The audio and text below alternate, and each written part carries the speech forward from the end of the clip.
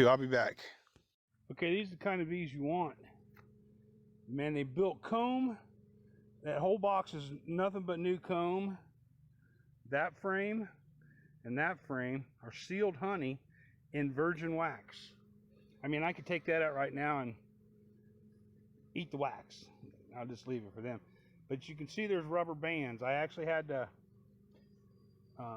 fix those. And I got to do one more thing. This one right here has got a no comb in it. It doesn't need to be in the middle, because what they'll do is they'll take this frame on both sides and they'll build, if they don't have brood in it and honey, they'll just make that a honey frame into this space. So I'll need to move that. I might move it down into the bottom. I'm gonna look in the bottom, make sure they not ready to swarm, or they could have swarmed. I don't know. We'll find out. This is the second one that I caught, I think, and this is the one I combined with that one I was trying to do earlier in the year, but it was just way too early in the year, sort of. Oh heck, I got another frame there. Huh, what am I gonna do? Okay, so I'll pull that one out and I'll give that to somebody else, and I'll put that one in the middle. All right, but that's that, and I'm gonna go into the bottom. But I just wanted to show you good bees. Look how calm they are. I mean, put your finger right up to them, they could care less. Nice bee, no smoke. Definitely one you wanna, this is definitely one you wanna keep around if you can. But anyhow, I'll be back. All right, well, I got the old extractor out. Gonna give it a little bath. I have to start pulling that honey. I need the frames because everybody, that one hive I was just in, they're not ready to swarm yet, but the whole bottom box was nothing but sealed brood, and the top box was honey and nectar and stuff. So they definitely need boxes. So we're gonna go ahead and get this cleaned up and get a new stand built for it. It's been 2 years since I used it. I didn't pull any honey last year. 2 years ago I pulled I don't know, 50 or 60 pounds. And I don't do a lot with it, so needless to say, I'll pull what I got in there and see how much I got, and then I'll worry about it in the spring next year. But I'm gonna get this cleaned up and a new stand built and get it put back inside so I can spin honey while I'm doing other stuff. I got too many things to do as an old man. All right, I'll be back. All right, well, you gotta love that stainless steel. Cleans up pretty good. Still works pretty good. 9 frame. It'll zip it out, considering. But anyhow, we'll get that thing back on the stand tomorrow, and the stand that was under it, I used it for my refrigerator. My refrigerator broke last year, and I bought one of those little dinky refrigerators, you know, those little college ones. This is just me, so I don't need a real big refrigerator. But it was real low to the ground, so I took the stand that I had this sitting on, put it on top of that stand. But anyhow, I just built another one for it tomorrow, and we're good to go. I'm gonna go back out to that last hive, and everybody there, I have all the hives gone through. I just need to go through them all.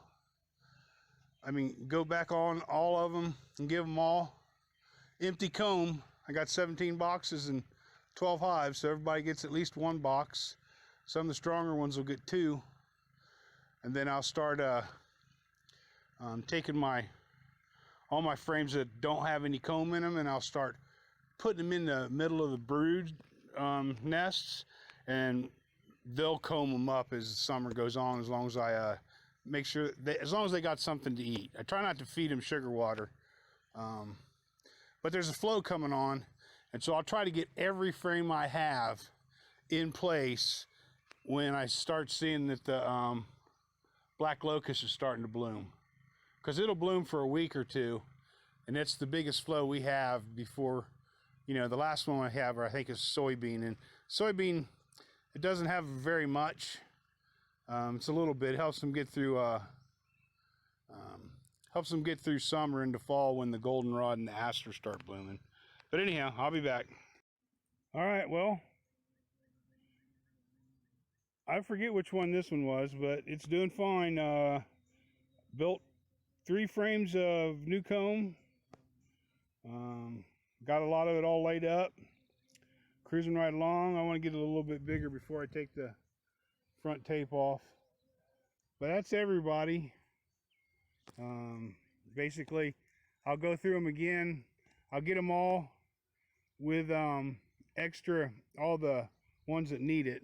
We'll get comb, and all the comb that I have will go on before that, like I said, before that flow.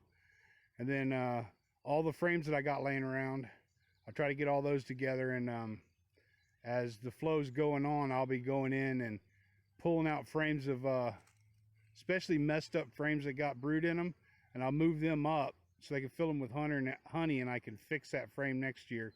Get rid of the old cruddy comb, and put a empty frame in between 2 frames of brood, and they'll make me a new. If the hive's full and there's a flow on, they'll build comb like nobody's business. And then I can start working on getting the grass cut, weed eating, building new stands.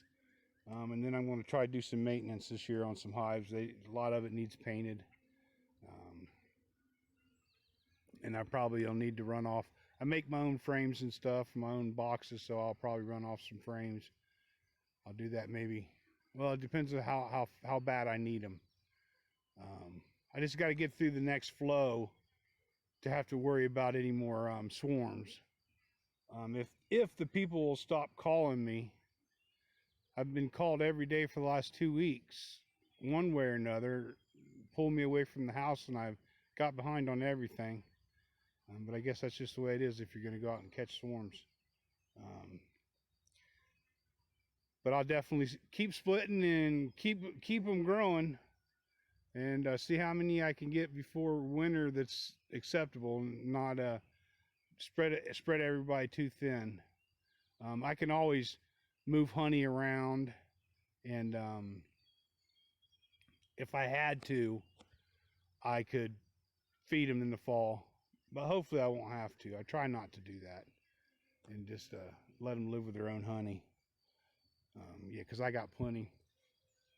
I got 17 boxes in there at probably 15 or 20 pounds a box. Oh, you can imagine that's a lot of honey. I'll do some honey giveaways when my channel grows enough that there's enough people watching that it's worthwhile doing. But otherwise, I'll be back. All right, well, we got our extractor set up. That's the inside of it. That's the bucket. It's got a 200 micron screen to filter. We're going to fill it up, start spinning this honey. These are all boxes of honey. I think there's 1, 2, 3, 4, 5, 6, 7, 8, 9, 10, 11, 12, 13, 14, 16 of them. I thought there were 17. I consider that too because it's a deep. But we're going to go ahead and once I get this full, I'll come back on and show you. This is my decapping tool. If you're just a part-time beekeeper, you don't really need to make your combs fat and then use a hot knife and cut everything. You can use one of these, or you can just use a fork. But I'll show you what I do. You just knock the cells open, stick the frames down in there. If you don't have an extractor, you can take a frame of honey and a fork and a pan big enough to hold the honey frame. Rake all the little frames open. Take the frame of honey, put it in a pan that's big enough to hold it upside down, and leave it in the heat, and all that honey will run right out into the pan. It's an easy way to take honey out of comb. You know, if you only got 8 combs or something, a box, you got 1 hive, and you just want to, you don't have to have an extractor. Now, if you got 10 hives, yeah, you probably want to get an extractor because you're going to do at least 10 boxes every year.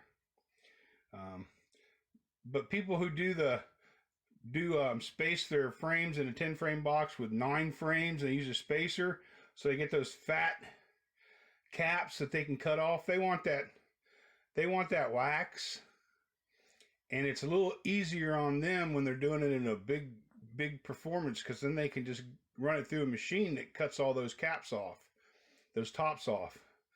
But as a single beekeeper,